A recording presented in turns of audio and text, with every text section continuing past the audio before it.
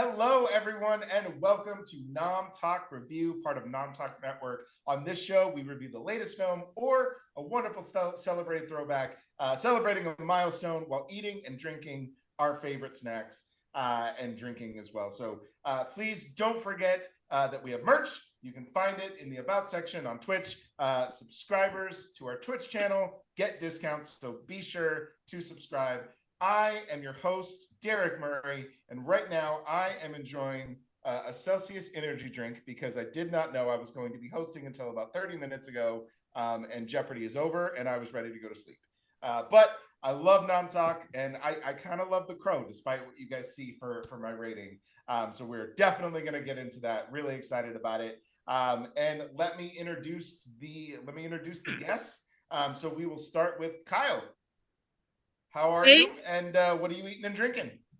So tonight I'm very basic because I had a huge, fantastic all-you-can-eat sushi breakfast or lunch for myself, because that's what we do here in Southern California.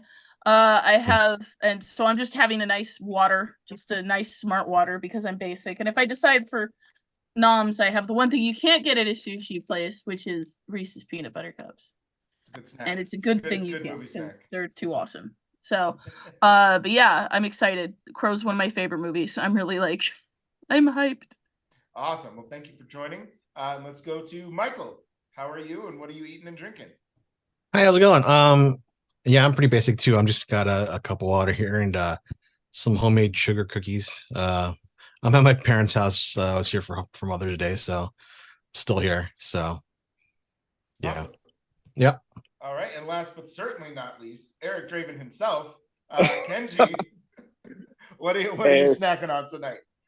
Well, unfortunately, I just hopped on and I had a drink and a soda prepared, but you know what? I've got a little bit of something right here just chilling in the room. How about a little bit of the last remnants of some mixed nuts? How about that? Perfect. I love it. That is awesome. And thank you so much. Thank you, everybody, for joining. I'm very excited to get into this. And before we start, we are still fundraising for the Trevor Project with a goal of $200. So please be sure to go and donate so we can hit our goal. And now on to the show. As you might have noticed, it cannot rain all the time. And we are going to be talking about The Crow. We will talk a little bit about the reboot towards the end and get our feelings on that. But right now, we're going to talk about the OG, really the only one that matters, and that is the 1994 The Crow. So I'm very excited to get into this. So let's just talk about how we felt watching the film when we first saw it, and then go ahead and give a little bit about your rating. So we'll go ahead and start with you, Kyle, since I see you first on the screen. So I first saw the sequel, actually, to The Crow. I saw City of Angels first, and then I saw the first one a little bit after that, because in 1996 I was I think I was like 7, maybe 8.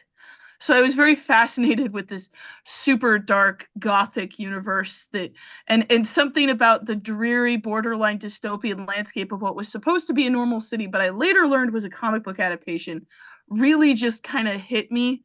And I'll go into that later because that's one of the reasons why this movie is so completely near and dear to my heart.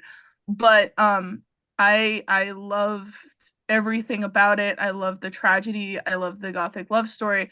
I love the look of the entire universe because it builds this really fascinating comic book adaptation universe that I don't think we've seen.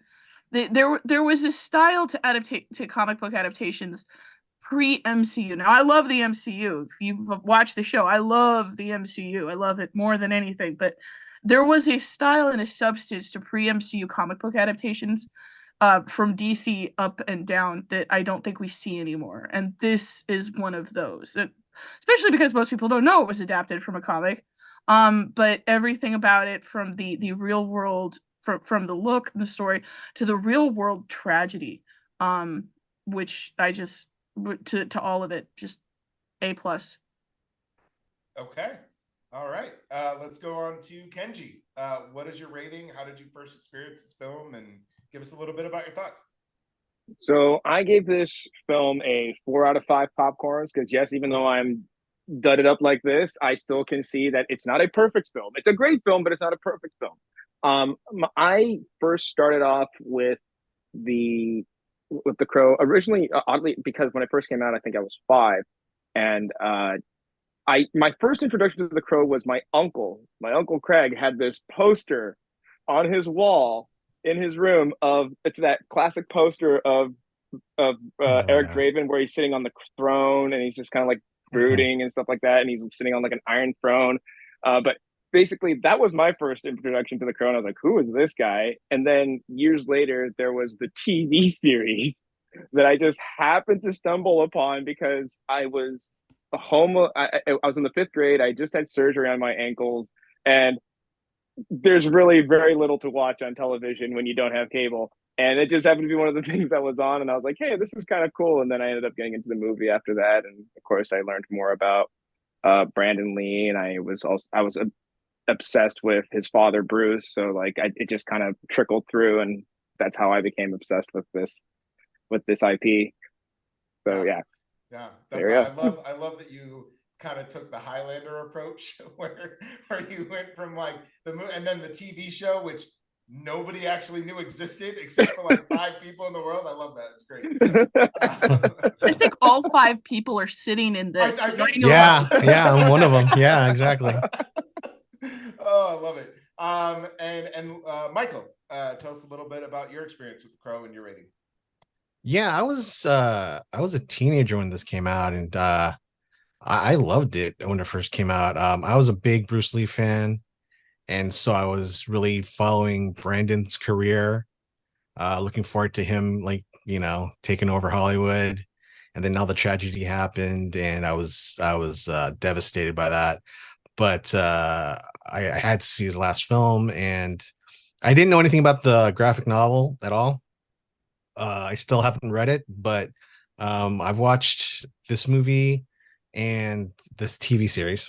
I don't think I could watch the sequels because to me it's just not the same without Brandon. But I gave it a 5, and that's definitely due to a lot of nostalgia for me.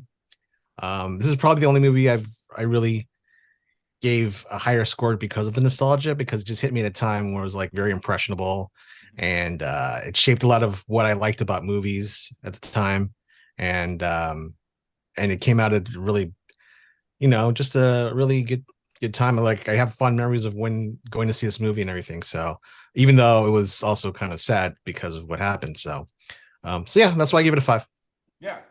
but I gave Well, it a that 5 too. I forgot to say that. I'm sorry. oh, it's fine. I'm gonna be that guy. Sorry.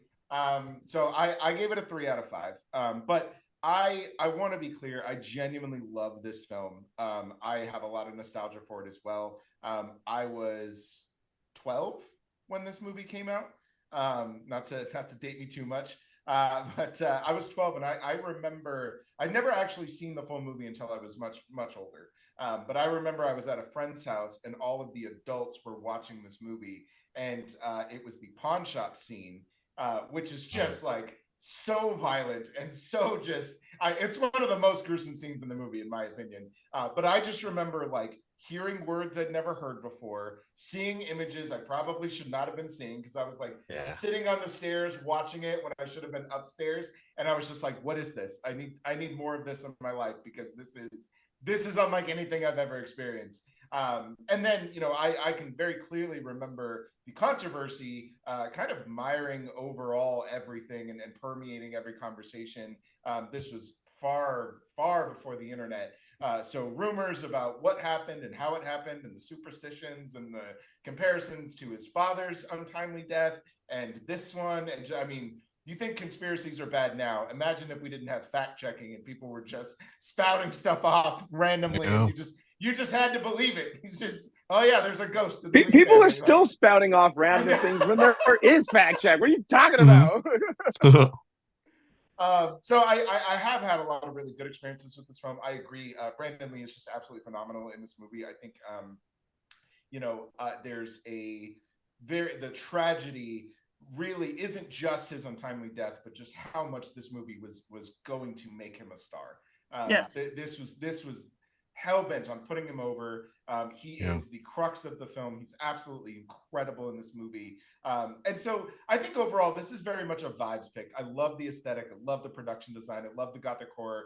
Kyle, I love that you talked about this idea of, you know, the pre-Marvel adaptions, right? Because some of these things are incredibly dark, and if you don't know that that's where they're adapted from, they don't feel that way. And you get even your Batmans and your Blade Runners are all kind of working in this dystopian version of the world that we exist in. So it's dealing with all of our themes of tragedy and loss and grief and revenge, but it's miring it in this dark aesthetic and these very gothic horror styles. And I think this one takes that to another level. It really plays on the things that you know, things like the Batman and Blade Runner kind of lay down, and then they're like, yo, we can go way dark. And The Crow does that. I do think that this film doesn't necessarily hold up. I think there are some things that I think pacing, I think the script is pretty wooden. I think some of the characters are kind of just baffling. Like, even though Michael Wincott is doing everything, like, just that man wins the overacting award, and that is not an insult. I am like, that is 100% a compliment. I freaking love Michael Wincott, and he's a fantastic villain as Top Dollar. But yeah, I've got some reservations. I most of it is just removing those nostalgia goggles and just trying to watch the film for its merits. And it has a lot of merits, but it has a lot of flaws. So I had to kind of dip my rating down a little bit from the masterpiece that everybody else has gone with. So that's my defense of my rating. Kyle, you look very confused. I would love to hear your rebuttal. Me? Mm-hmm. Oh, no. I was it deep in thought about the idea that deep in thought about the idea of things that aren't really seen through a positive, because when you think about it, you can really look at Top Dollar and his sister and a lot of the stereotypes that they play into that I cannot speak to in Asian culture with her and then in the sequel. And I was just thinking about that, and I was like, yeah, there's a lot there that could be unpacked. She's not listening to the show, so I think we'll be okay. I want you all to know that I've met her and I've interviewed Bai Ling. She is just as weird in real life as she is in the movie, and I don't think she's actually acting. That's good. I'm good just to throwing know. it out there. Okay, good. Good to know. It was a very strange experience to interview her, and I was like, I'm not interviewing Bai Ling. I am literally interviewing Micah. I mean, this is happening. But okay. Okay, no, there we go. That makes me feel better. Yeah, there's some weird stuff going on in here, but I think it's them trying to push the limits of darkness. So you know, and now that you kind of brought that up, let's just kind of talk about it a little bit. Let's talk about the story and pacing, because there's some good things in here, and I think there's some bad things in here. Watch it for this. So I remember just being in the theater and just, you know, being glued to my seat, and on the rewatch I was like, there are some pacing issues. There are some spots where it could be tighter, could be edited tighter. But overall, I think it flows in a way that, like, some movies today don't do that. You know what I mean? So it's like it even for then, it was good. It was solid. So yeah. Mm-hmm. Okay. Kenji, what about yourself? Well, it's interesting that when Mikey was pointing out the pacing issues, because I feel like a lot of that probably has to do with Brandon's unfortunate passing. Yeah. Because I mean just to put into perspective, that entire sequence where he revisits the apartment and finds Gabriel and has the flashbacks and realizes he can regenerate. That entire scene was done with his stunt double. Yeah. There's a reason why you don't see his face the entire time. And so, like, I just imagine just like and like even like they weirdly animated his face onto just the double's body for when the lightning flashes. So like even with that alone, just to use that as like a tent pole, you can only imagine all the other things that they probably wanted to do, but then they couldn't, and then they were like, we have to try and use like whatever B-roll footage that we have to try and like Right. piece together something, because like I mean it's really I mean it is really tragic. It makes you really wonder like what, like if this was, if the movie is this good when something as tragic as what happened to on the set, and they were still able to put out something that was still as decent as this is, it makes you really wonder like what their overall true vision was going to be for this before it went completely, before they had to change everything. Yeah, So, there's but yeah, actually there's actually some critical analysis and some critical reception of reviews at the time that have actually said that some of those changes were an improvement on the story. So not that the absence of Brandon Lee somehow made the film better, but the things that they were able to kind of recapture and shift around without him actually ended up tightening up the film a little bit. I would still I mean, I would love to see the completed vision. I think that's more where we need to be at. But there are definitely some that argue that whatever they made in his absence actually made the final version better. But Kyle, how do you feel about the story and pacing? I never realized that it was pacing that was kind of irking my goat, because when I was a kid, because I saw it when I was not, like, I wasn't a child, so I kind of understood what I was going on, but I wasn't an adult, so I didn't really see the technical aspects of it. So I kept trying to fill in the gaps with like the weird etherealness that came with the what Kenji was talking about with how they shot everything, which I really do think it would have the tragedy that occurred would have made the movie 10 times better. Kenji basically nailed it. The tragedy that would have occurred that occurred made the movie 10 times better.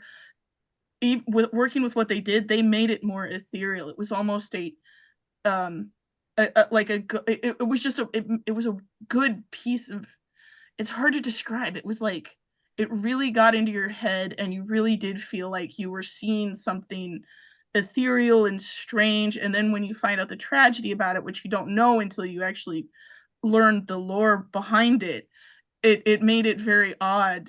And it really it got into my head, and I kept trying to justify the pacing issues by trying to make up this idea that it was a dystopian world, and that like America had been shattered somehow, and there was like all these different cities that were, because I didn't understand at all that it was supposed to be a real city, but I kept trying to fill in the gaps and the blanks.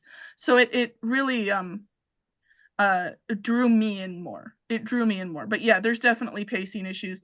There's but that's also, like I said earlier, that's 90s comic book adaptations. I mean, you can look at Batman and Robin, Batman Forever, and then you can look at the films that are made as homages to that, like Sin City, and you can really see the 90s era, how we adapted comics. And if you look back at comic book movie adaptations, you look at the Fantastic Four from the 60s, and the Captain America from the 80s, like 60s too, and you look at the adaptations, like unto each generation an adaptation is born, and the next generation kind of has to look at it. You know what I mean? Mm-hmm. No Yeah. idea. Yeah, we have to look at it. We have to look at that thing. I can't believe it happened.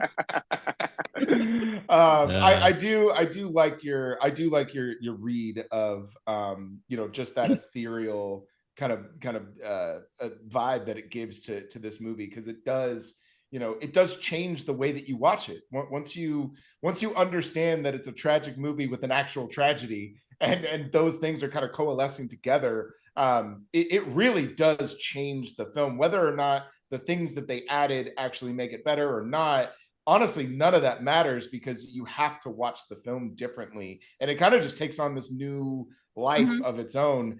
So I think for me, the story itself is great. I love the darkness. I love the idea of just kind of this revenge through supernatural means. I love what Brandon brings to the role and the decisions that he makes as an actor. We're going to get to casting here last, because I think we can spend a lot of time talking about Brandon Lee and his work, so we'll save that one for last. But I think the story overall is pretty solid. I think it's got some really good premises. I do think that the pacing is where things kind of fall apart for me. I agree, Kyle, that there is a very 90s way of making movies.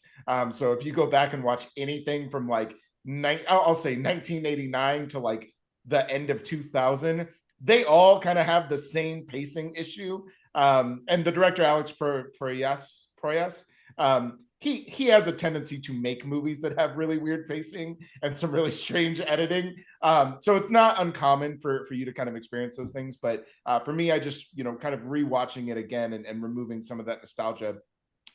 Some of the slower moments really got to me more than they normally do.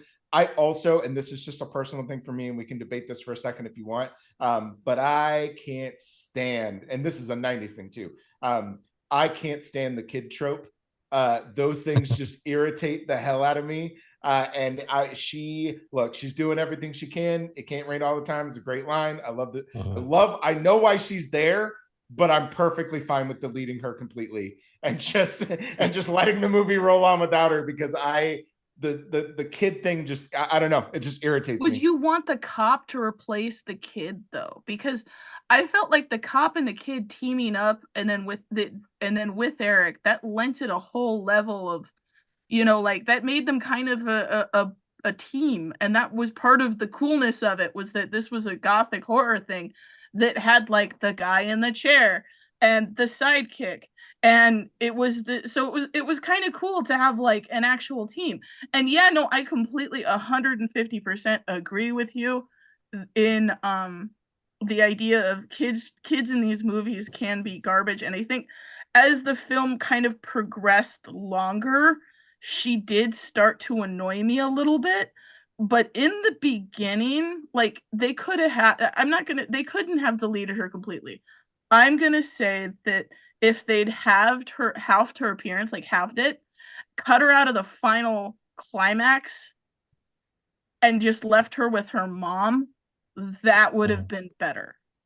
Because while I get why she needed to be in it, and because she plays such a huge role in the sequel, I get kind of where they were coming from. But if they had left her with her mom and solved that whole problem, I would have been fine with that.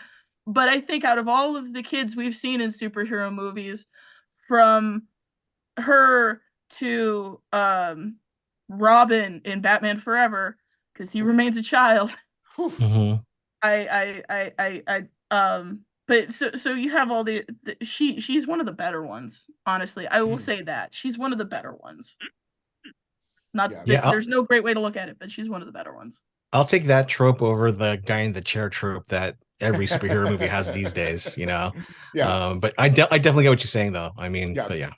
I have a preference because I love noir. Noir is like one of my favorite genres. So I love a good hard-boiled detective. And I love that pairing of the guy in the chair, but the detective that like has to work the streets and is always one step behind the hero. But they're kind of working together, but they're not. I like that trope more than a child. It's a 90s trope that has never aged well for me. So it's just a personal beef that I have. And I think it does lend itself to slowing the film down. And I think you're right, Kyle. I think if you, there is a reason for her to be in the film, right? So if you give her just enough to where once she reconciles with her mom, that's it. She doesn't need to be at the church. She doesn't need to be in the fight. Like there's no reason for her to be there whatsoever. I think it's slightly better, but that's part of my 3.5 stars. So let's move on. Let's talk about because we kind of mentioned it a little bit, and then we will get to casting, I promise. But let's talk about directing and cinematography, because I think this is, I don't know that direction is where it shines, but I do think that cinematography, production design, overall gothic aesthetic, I think that this is where this is such a vibes pick with everything that it has going on for it. I mean, you could watch this movie on mute and honestly still just be dazzled by the visual imagery that you see. So let's start with you, Kenji, since you brought the visuals tonight. So we'll start with you. Well, yes, visually, I love the fact that it has such a great, like, there's a great tangibility to the city. I mean, obviously, yes, it's Detroit. I get it, but besides that, it's obviously this is like a fantastical. I mean, I don't know how much is exaggerated, but it's a very horrible version of Detroit, and it's but you have that entire opening shot where, despite the movie, it has extremely well done miniature work of the city, which you're Yes. like really surprised about. I'm like, oh my god, this is really well done. And then it's a really good comping.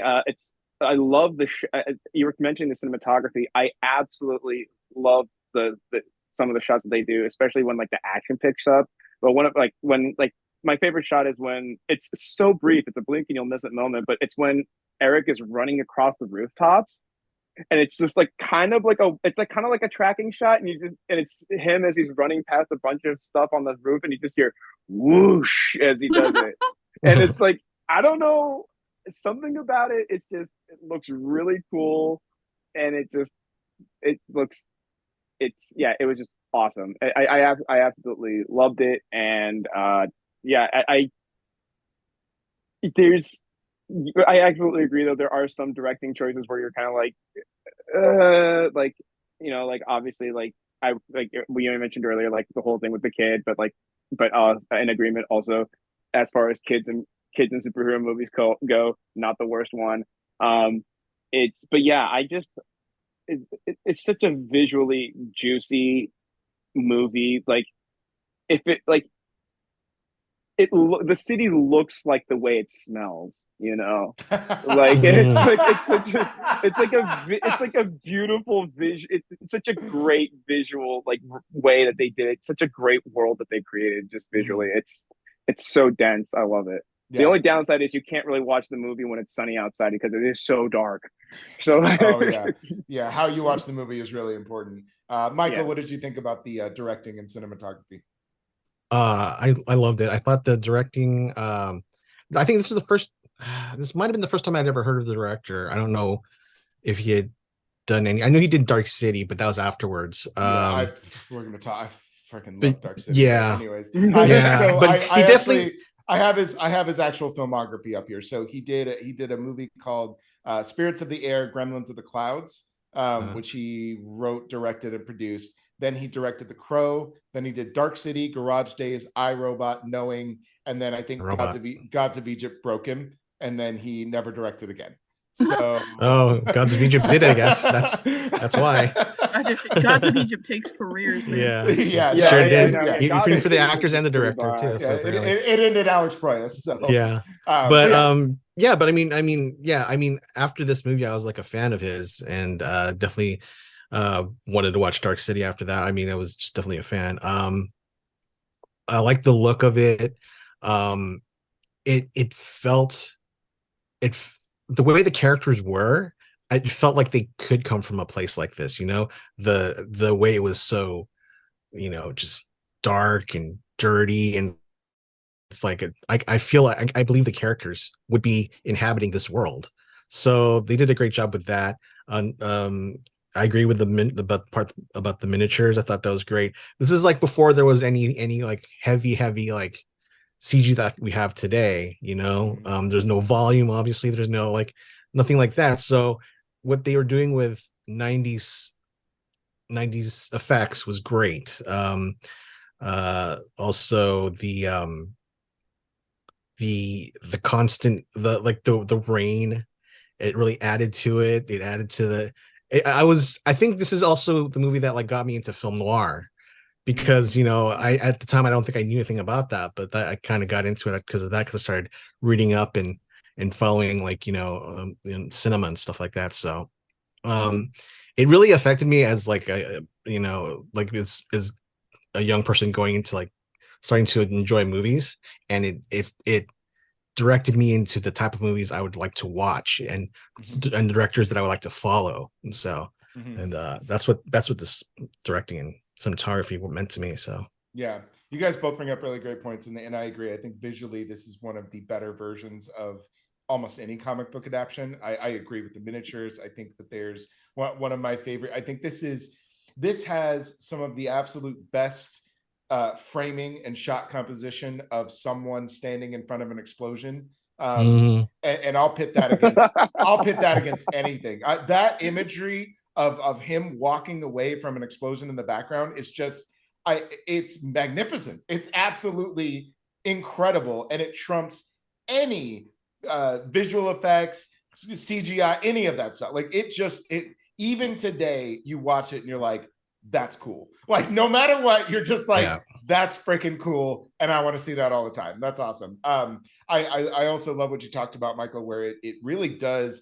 There's an strong undertone of film noir kind of built into this, and so if you're not familiar with that type of style, this is a great introduction. Introducing it with a gothic horror visual, and really kind of building that production design of like this dirty, grimy place where our hero has to do kind of immoral things to get his revenge. Like those things are all built into that film noir, and the way that this kind of frames that. And delivers this just gorgeous cinematography of darkness and rain. You really do feel like you're transported into this world, and even characters who feel larger than life, like Top Dollar, and really the whole gangster crew, all of them, you know, they're all playing it up. They're all absolutely hamming it up, and none of these people are real. But at the same time, kind of like what you guys are both saying, you do feel like they live here. Like it makes sense in the world that they're creating. So the world that they build, and I think this is a great movie where if you don't know what shot composition is, if you don't know what cinematography is, if you don't know what production design looks like, this is an incredible film to just watch. I would say this and Dark City are two films that really capture just this vision that's in the, he falls off it all entirely. And that's not a knock on like iRobot. I like iRobot a lot, but these two films are really where I think he thrives as a director, because he really brings those worlds to life. Dark City is just, it's an absolute mind fuck, but it's so it's so beautiful. It's another movie that you can just like The Crow, you can put on mute and just be dazzled by what you're watching. It doesn't matter if it makes sense or not. Because it's just so cool to watch, and it's a great introduction for someone who wants to understand what it takes to make film, what it takes to actually bring a vision to life, what it takes to create visuals practically, which is something I am a huge fan of. So when it comes to cinematography, I think this movie's excellent. I think this and Dark City are Alex Proyas's two best films. But yeah, and then Kyle, how do you feel about the directing and the cinematography? First of all, I think what the three of you guys are looking for is you're looking for the film that you can play at an avant-garde party in the middle of New York City with a giant brick wall, so that you can flash the movie on the giant brick wall while everyone drinks very pretentious drinks. I love it. That is the kind of movie you're looking That's for. my cinematic dream. That's my movie theater. You're looking for the outdoor theater, but see, that's just it for me. Like everyone else in Southern California, I fancy myself something of an artist, and it's joking, kidding, fake laugh, real pain. But this film, and I am including. You have to understand, when I include these things, I am including the sequel because to me they are a packaged set. But this movie in particular, just the way that it was shot, the way that it was seen, and the look and the feel of the characters, how it all came together, spoke to young Kyle's mind and said, this is the kind of world I want to write about. I want to write about gritty, dark, realistic, dystopian-esque characters in this world that's larger than life, and where you can feel, because in one of the things that I don't think people talk about enough in movies like this is that while you have these larger than life characters, much like Hitchcock discussing Rear Window, there are all of these people in the buildings around them that just, to me, project this very sense of weird comfort and safety. Like there's all these terrible things going on outside, but if you're in one of those little windows, your life is going on and it's probably just as exciting, but you're still able to kind of have your little nest of humanity against this big, broad, wide world. And for 8-year-old me, that really spoke to me for some reason. And it has influenced, from production design to cinematography, it has influenced every single aspect of my just weird comfort places and like artistic styles, things that I like. Not the gothic, not the look, not the physical look of the people in it, but just the places and the scenes and the stuff that people interact with. I am much happier in a dingy sidewalk that smells vaguely like cigarette smoke, where there's people having those avant-garde parties up above, drinking the pretentious drinks, watching the movies, and somebody is going through the most horrific day of their life on the streets below because of this movie, The Crow. and I don't think that was what production designer Alex McDowell ever intended. But sir, I'm sorry, my brain came out. But yeah, no, that's literally, this movie shaped why I'm happy. What made me happy as a person, in addition to what I write about and create as an artist. Yeah, no, I love that. I love the parallels of kind of taking some of that Hitchcockian world building, because he does do that very well. I think of things like Rear Window, Rope, where you have all of these characters that are just existing in the frame, and they're basically oblivious to what is happening, but they're all here. They're all living in this world. And I think The Crow does that very, very well. I think, again, Alex Proyas, when we talk about his direction, I think Dark City and this movie do both of those really, really well. So not just the aesthetic, not just the vibe that you're looking for, but also just every frame feels lived in. You know, outside of a couple pacing issues, it does feel like this world exists, even if it exists in fantasy. So I really like that. Now, let's get to the real bread and butter, because we're going to wrap up here pretty soon. Let's talk about casting. I wanted to hold this off because I think we can wax poetic about Brandon Lee for the next 10-15 minutes. Let's talk about it. Let's talk about the casting. Michael, we'll start with you. How do you feel about the casting for this film? And it can be all Brandon Lee. You don't have to talk about anybody else. It's fine.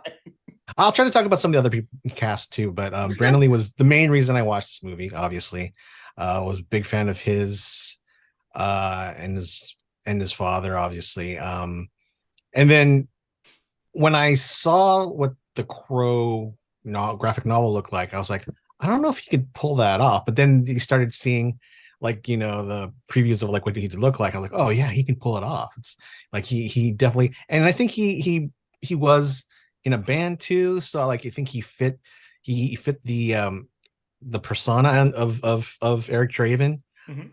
So I thought that was just perfect casting. Aside from him, the only other person I knew going into the movie was Ernie Hudson, obviously. I thought he played, you know, the run-of-the-mill cop. Good. It was good to see him in it. Michael Wincott is probably, after this movie, I started following his career too. He was also in, I think, The Three Musketeers. He was the bad guy in that. He just has that look, and it was really fun to see him. I think he was recently in Nope.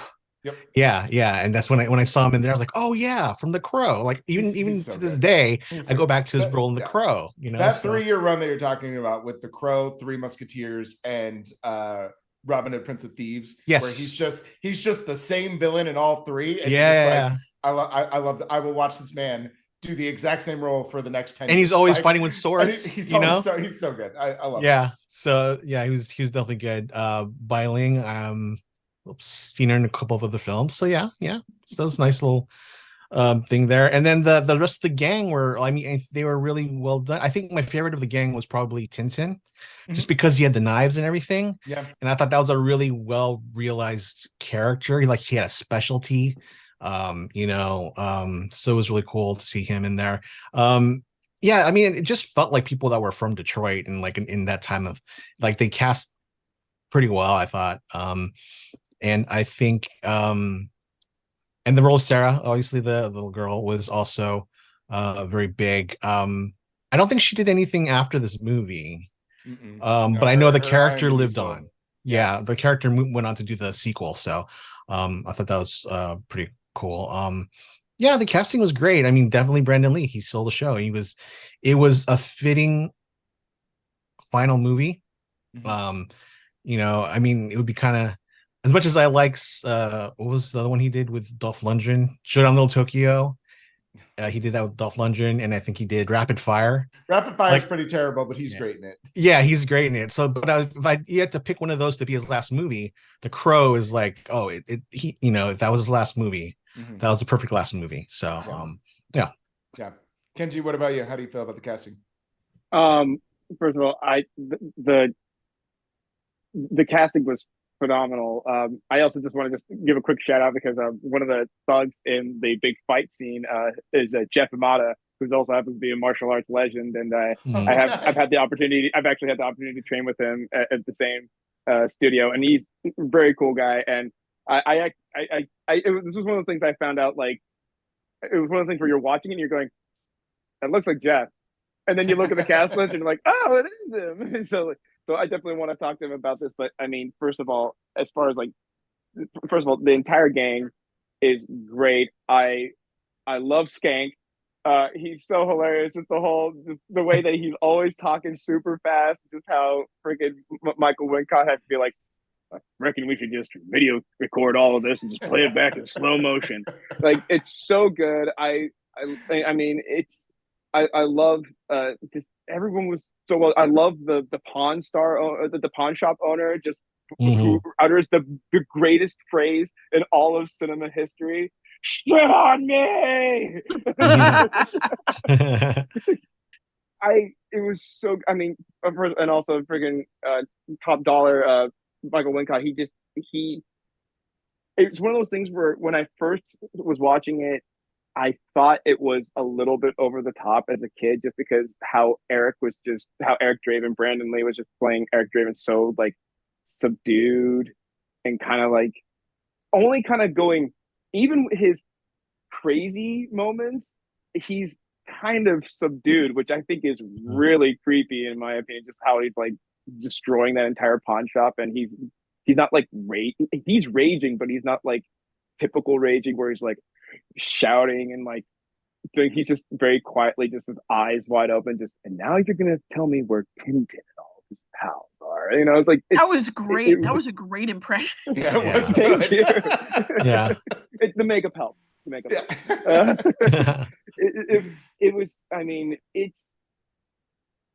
I don't think I can make any change to the casting, honestly. Like, everyone played such a great part. Like, even Ernie Hudson. I mean, me going into the movie, it was just kind of like, hey, it's the guy from Ghostbusters, you know, like that was like it's Winston, exactly. I mean, that's how much of a kid I was. I didn't even know like any of their names. Like I only knew Slimer, and I knew that the rest of them were the Ghostbusters. I didn't know anybody's name.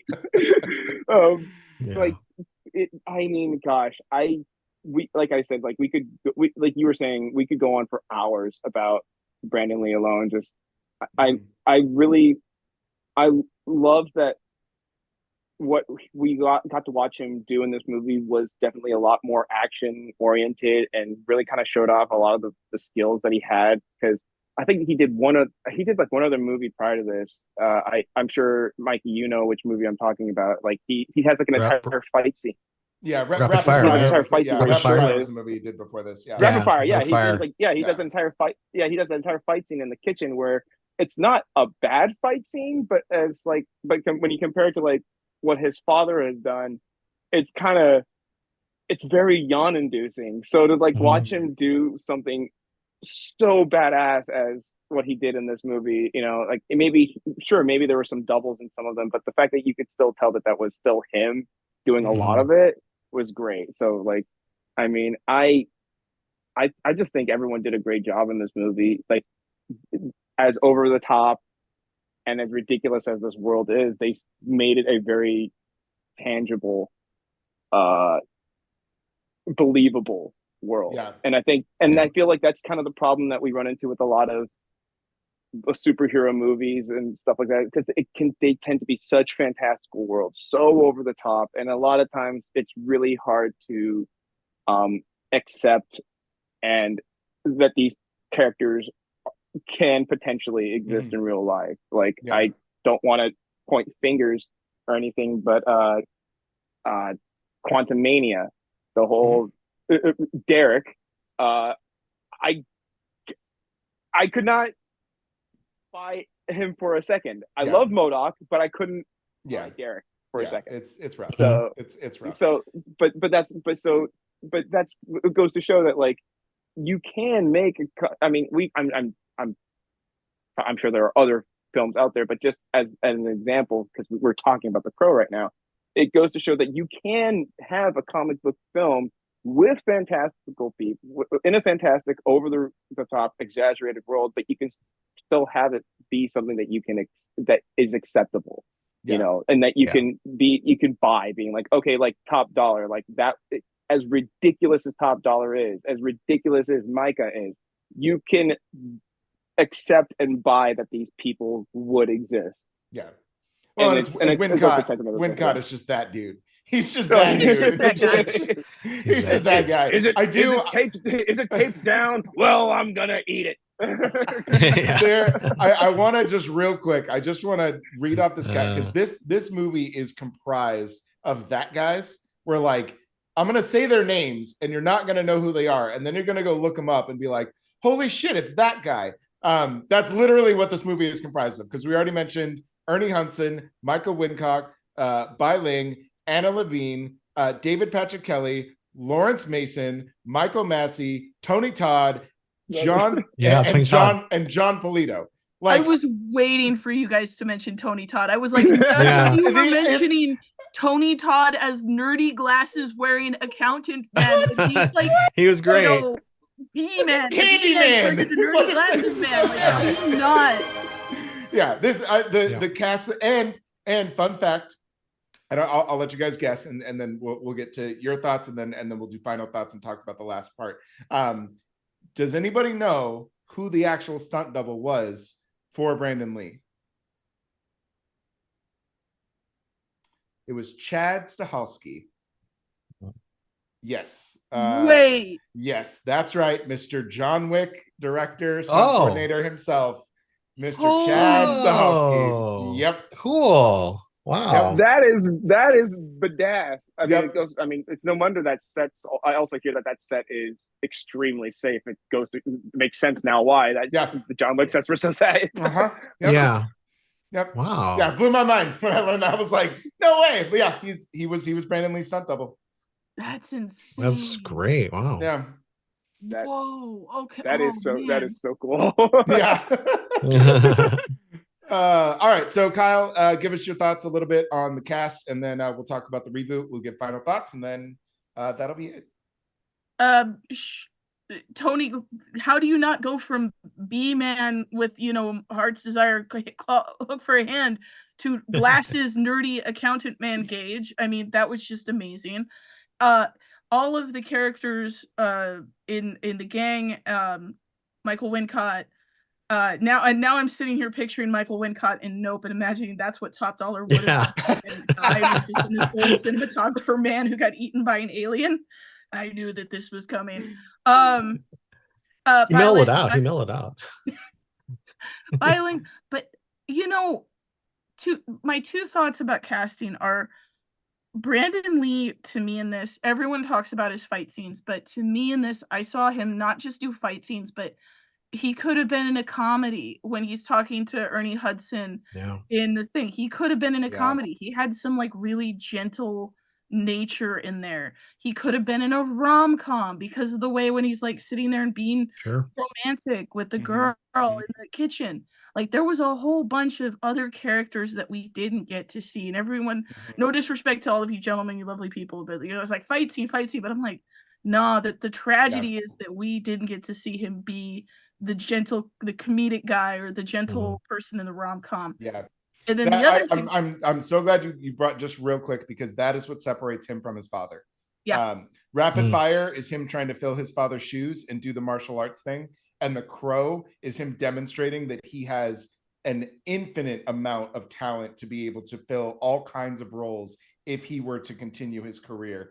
Because you're absolutely right. It's his subtle moments. It's his snark when like he's got that man on fire snark when he's taking people out, and it's fantastic. And I don't think Bruce Lee had the capability of doing those types of things. I enjoy Bruce Lee a lot, but this is him really coming into his own. So I'm glad you brought that up. He has, when I was thinking about it, because I was thinking about what Kenji was saying, and then I thought about that, and I was just like, he's giving young, like he's giving that same kind of humor-esque as Adam Driver to me. I don't know what it is, but like that, I could kick ass, but also I can be like multiple characters. But that's just me. Then the other thing, the final thing I wanted to say about casting, I question, because you guys are talking about how with CGI and stuff, how casting kind of gets lost in the Marvel movies. I have to wonder if it is a type of comic book thing as opposed to a a type of comic book thing as opposed to MCU, because I just finished reading Deadpool versus Wolverine Greatest Hits because I wanted to prep for the movie, and the MCU stuff is very focused on individuals existing in a world that is cool, but you never really see it.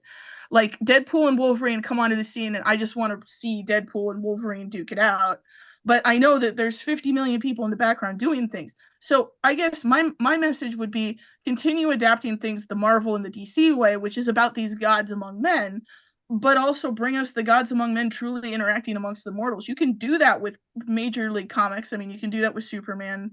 There's a lot of stories with that. You can do that with Captain America. There's a lot of stories about that. But the movies that people have chosen to adapt are the ones that are focused on big, larger than life personalities that are hitting each other. And it's like, you can, it's a choice. It's a choice. And I think that people lean towards the easy way out when it comes to the MCU. Yeah. And to Marvel and to the X-Men, where you have just those people who will just like battle each other and be larger than life personalities. Also, I really want to see that Kenji do that impression. Oh yeah. All right, so we've got a this comment. Liza Dean official, thank you so much. So she says Kenji is a master impressionist. It's not the makeup. Ask him for anyone. He can do it. It's nuts.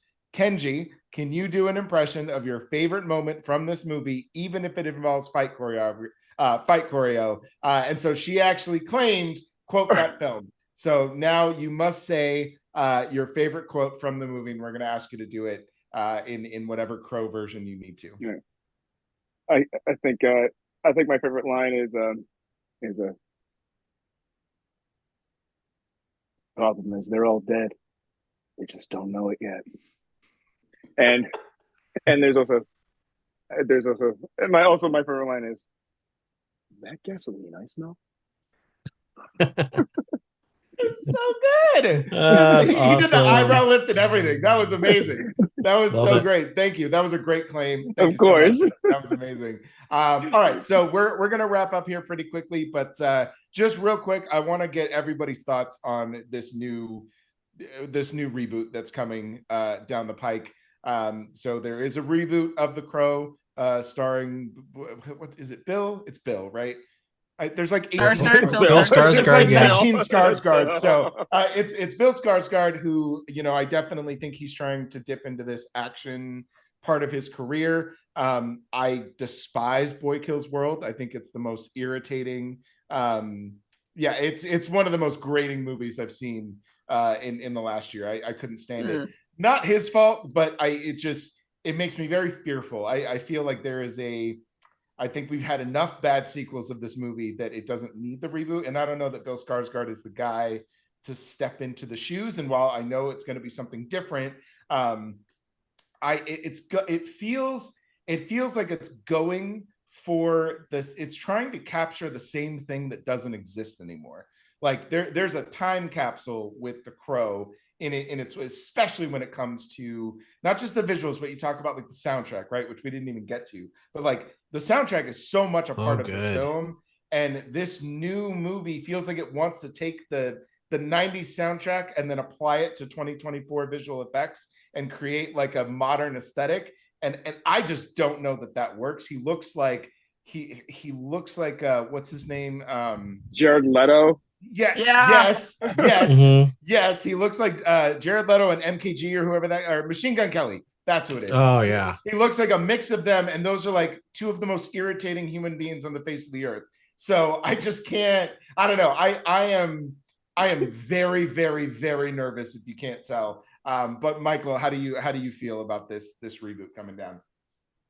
So I've never seen any of the other Crow movies. I said I saw the show, but I never saw the sequel movies.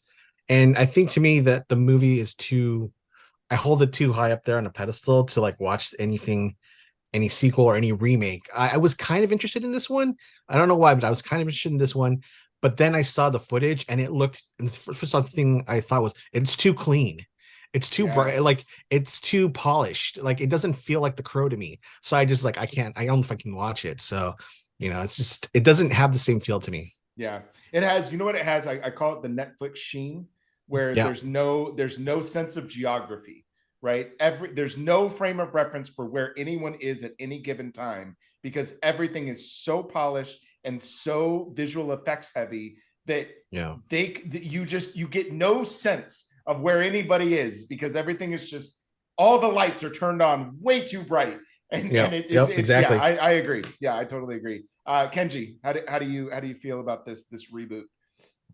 So I'm not happy about it. I mean, first of all, originally when I first heard, they've announced this reboot for years, even before we finally got the photos of Bill Skarsgård. I mean, originally they talked about Jason Momoa being Eric Draven, and there were actually photos. I actually have a photo saved somewhere of Jason Momoa in their first test makeup for The Crow, and first of all, it looks horrifying in a good way, in a great way. It's like one of those things where you're like, oh, I would not open my door if that man was outside. If I was the pawn shop owner and that man was knocking at my door, I would not open the fucking door. Like, he looked phenomenal. It looked great, and I felt like maybe he wouldn't have like the same acting subtlety that Brandon does, because let's face it, Momoa just doesn't have that. Yeah. But like, I still felt like it would have been a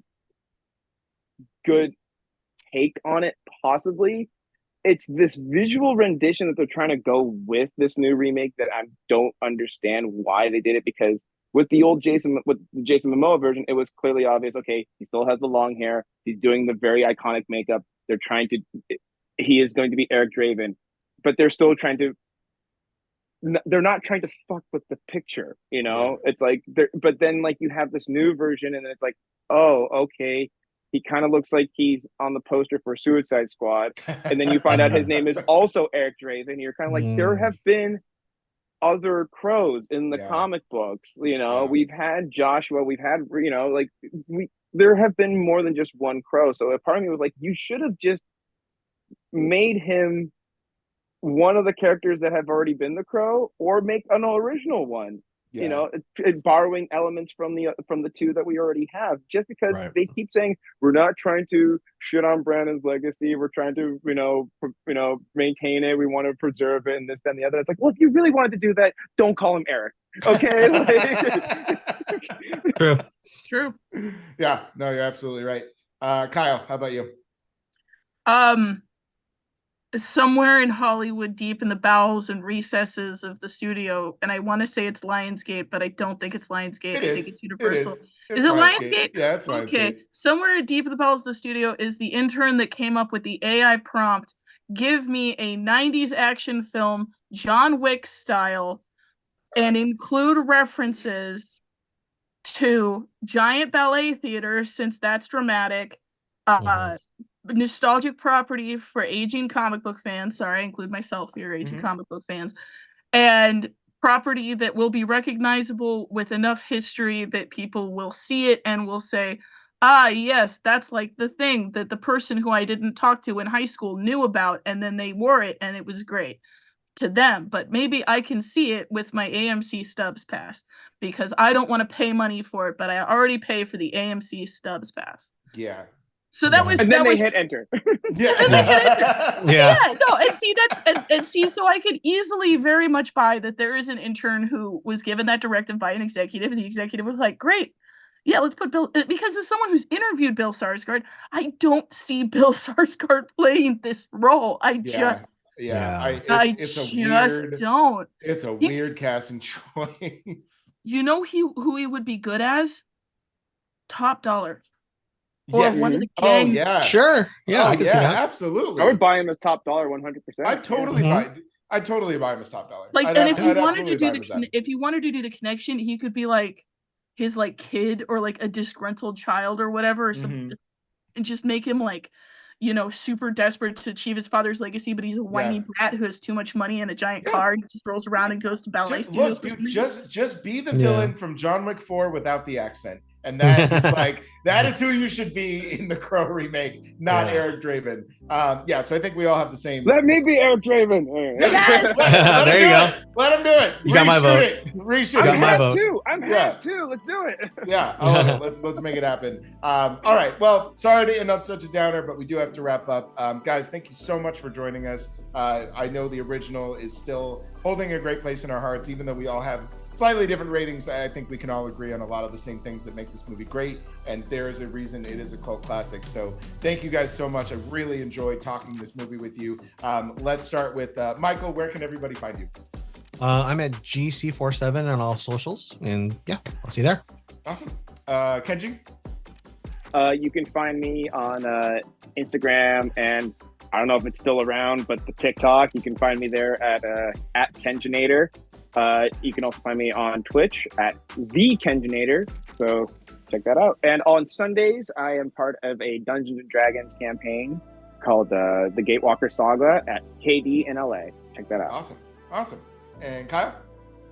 You can find me Carolyn, CAROLYN, NIN fandom FANDOM on the Bird app, because I'm still on the Bird app and I'll probably die on the Bird app. And then I'll pick my TikTok and say you can find me at Caroline, CAROLING _cosplay, COSPLAY, on TikTok, because TikTok is also not going away. I refuse to let TikTok go away because it's the platform I have the most followers on. I refuse to let TikTok go away. There you go. That's fair. And you guys can find me at DRock Comedy. That's CROK Comedy on Instagram, the Bird app, Letterboxd, Threads. And then, yes, I'm an old boomer, or not a boomer, millennial. I don't know what I am. But I'm still on Facebook. So you can find me on Facebook as well. And I also have not gotten onto the TikToks yet. So I'll save that one. But that's like 5 places you can find me. And then you can find all of my reviews on nerdbot.com. So guys, thank you so much. Have a wonderful evening, and we will talk at you guys in the next one.